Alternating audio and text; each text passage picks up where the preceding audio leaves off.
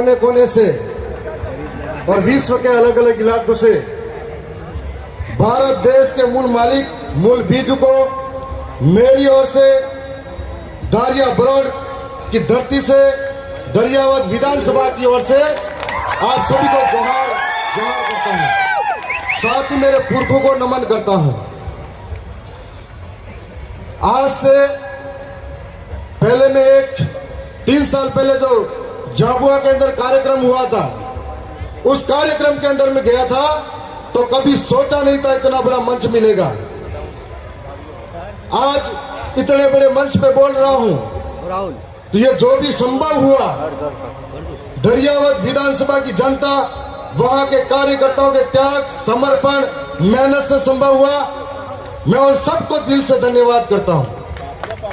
साथ ही पिछला कार्यक्रम दरियावत के अंदर हुआ था, उस कार्यक्रम को सफल बनाने के लिए वहां के एक एक कार्यकर्ता की मेहनत थी। उन सबको धन्यवाद करता हूं। आज इस मौके पर हम खड़े हैं। मैं हर बार कार्यक्रम में जाता हूं, बहुत बड़े बड़े, मेरे से भी बहुत बड़े बड़े बुद्धिजीवी और वक्ता आते हैं। मैं गहराई से उनको सुनता हूं तब महसूस होता है कि सबके मुंह से निकलता है कि जमीनें लूटी जा रही है, जंगल छीना जा रहा है, अधिकार लूटे जा रहे हैं, रोज कानून बदले जा रहे हैं। समस्या सबसे सुनता हूं, लेकिन समाधान कौन बताएगा? समस्या सबसे सुनता जा रहा हूं। आज देश के कोने कोने पर आदिवासियों की स्थिति क्या है? चाहे वो मणिपुर का आदिवासी हो, चाहे वो झारखंड छत्तीसगढ़ का आदिवासी हो, चाहे मध्य प्रदेश का आदिवासी हो, चाहे राजस्थान का आदिवासी हो, आज इन आदिवासी को जमीनों के नाम पर विस्थापित किया जाता है। आज इन आदिवासी को विकास के नाम पर विस्थापित किया जाता है। आज इन आदिवासी को डैम के नाम पर विस्थापित किया जाता है, तो कभी स्टैच्यू ऑफ यूनिटी के नाम पर विस्थापित किया जाता है। आज इन आदिवासी के ऊपर जो इस देश का मूल मालिक है उसके सर पर मुद्दा जाता है, कभी बहन बेटी को नंगा करके घुमाया जाता है। लेकिन इस समस्या का समाधान क्या है? क्योंकि हम लोग इस देश के अंदर 11 करोड़ 11% है, लेकिन कहीं संगठनों में बटे हुए हैं, कहीं झंडे लेके घूम रहे हैं और छोटे छोटे बातों में बटे हुए हैं। हम लोग पूरे 5 साल तक धरने प्रदर्शन करते हैं, सड़कों पे रहते हैं, संघर्ष करते हैं, लेकिन जब बारी आती है एक होकर ताकत दिखाने की, तब हमारा पाला चेंज कर देते हैं। यही हाल मध्य प्रदेश के अंदर हुआ था, यही हाल गुजरात के अंदर हुआ था। इसलिए हम लोग दर दर की ठोकरें खाने पर मजबूर हैं। मैं राजस्थान से आता हूं। राजस्थान के अंदर हम लोग आदिवासी जन प्रतिनिधि सिलेक्शन प्रणाली के तहत चुनाव जीते हैं। अभी हमारे बीच में एक चौधरी साहब बता रहे थे 50-50 करोड़ खर्च होता है। मैं साधारण परिवार का किसान का बेटा, जहां मेरा पिता ये कहता था कि बेटा चुनाव मतलब कपड़े पहनने के पैसे नहीं है, और इस विचारधारा की वजह से मैं विधायक बना हूं, एक एक जनता की वजह से बना हूं कि हमारे वहां पर चुनाव जीतने के बाद में विधानसभा के अंदर यदि हम नहीं बोलते हैं तो हमारे टिकट जनता काट देती है, और कमल कांग्रेस अगर बोलती है तो उनका टिकट हाईकमान काट देता है। इसलिए हमको बोलना पड़ता है। आप सबके बीच में आए हैं, ये बताने के लिए आए हैं कि हमारे साथ इस तरह का व्यवहार होता है। चाहे जंगल लूटे जाए, जमीन छीनी जाए, चाहे हमारे विकास के नाम पर सरकार हमको बेवकूफ बनाती जाए, उसका एक समाधान यह है, हम आर्थिक रूप से कमजोर हैं, सांस्कृतिक रूप से कमजोर है, शैक्षणिक रूप से कमजोर है। 5 साल सड़कों पे आंदोलन करेंगे, धरना प्रदर्शन करेंगे। इसके लिए हमारी स्वतंत्र आवाज को विधानसभा और सांसद सभा के अंदर भेजना होगा।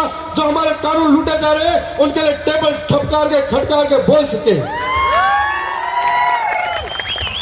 चाहे सरकार कोई भी हो, हमारे आदिवासी के ऊपर जो जुल्म होता है, हम लोग इतनी संख्या में हर रोज इकट्ठे होते हैं, लेकिन दिल्ली के अंदर, जयपुर के अंदर, महाराष्ट्र के मुंबई के अंदर, गुजरात के गांधीनगर के अंदर, भोपाल के अंदर बेरी गूंगी सरकारें हमको कभी नहीं सुनती है, और वो खबरें स्थानीय मीडिया के अंदर दबन हो जाती है। इसके लिए हम लोगों को इस विधानमंडल के अंदर पांव रखना पड़ेगा। आज हमारा मकसद तभी पूरा होगा जब हम लोग कह रहे हैं कि यह सब करना चाहिए, ये समस्या है, वो समस्या है।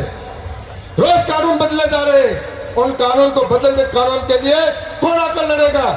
जब हम उस कानून को लड़ने के लिए वहां पर मौजूद होंगे तब लड़ पाएंगे। आप सबके बीच में आए हैं।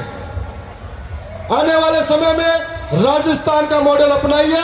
आपको एक मौका देके जा रहे हैं कि एक गरीब कि राजस्थान का मॉडल के अंदर राजा का बेटा राजा नहीं बन सकता। आप में से जो काबिलियत रखता है आदिवासी गरीब शोषित पीड़ित वंचित के लिए लड़ने के लिए, वो राजा बन सकता है। ये आपके अंदर बताना चाह रहे हैं। राजस्थान के अंदर एक व्यवस्था के तहत पहली बार पार्टी लेके आ गई। उस पार्टी के अंदर 84 के राजकुमार जी रोज साहब जो दूसरी बार 70,000 वोटों से जीते, उनके पिता बचपन में ही चले गए थे, साधारण परिवार से हैं। दूसरे आसपुर के अंदर 30,000 वोटों से जीते, उनके पिता गरीब परिवार से हैं। मेरे पिता साधारण परिवार के खेती करने वाले हैं। और हमारे मध्य प्रदेश के अंदर जो चुनाव जीते कमलेश्वर भाई, जब चुनाव जीते जीत के जब घर आए, उनकी मां मजदूरी करके आ रही थी। ये तुम आप सभी के लिए एक प्रेरणा नहीं तो क्या है? और ये प्रेरणा दरियावत की जनता, आसपुर की जनता और प्रदेश की जनता के साथ है। हम लोगों को आने वाले समय में मिलकर राजस्थान, मध्य प्रदेश, गुजरात, छत्तीसगढ़, झारखंड, मुझे जब दर्द होता है, चाहे आदिवासी झारखंड का हो, छत्तीसगढ़ का हो, चाहे आदिवासी मध्य प्रदेश, राजस्थान, गुजरात का हो, यदि कहीं के भी आदिवासी के साथ कोई घटना होती है, हमको ऐसा लगता है कि हमारे किसी शरीर के किसी हिस्से पर चोट पहुंचाई गई है और इस दर्द को अंदर से जलते हैं हम लोग, इसलिए सबसे पहले खड़े होते हैं। यदि देश के अंदर बड़े बड़े कार्यक्रम हर रोज होते हैं, सारे संगठन, सारे लोग जब भी आदिवासियों के साथ गलत होता है एक साथ सड़कों पे आ जाए, एक साथ बोलने लग जाए, तो कभी आंदोलन करने की जरूरत नहीं पड़ेगी। मैं आप सबके बीच में जो समय दिया है उसके लिए भी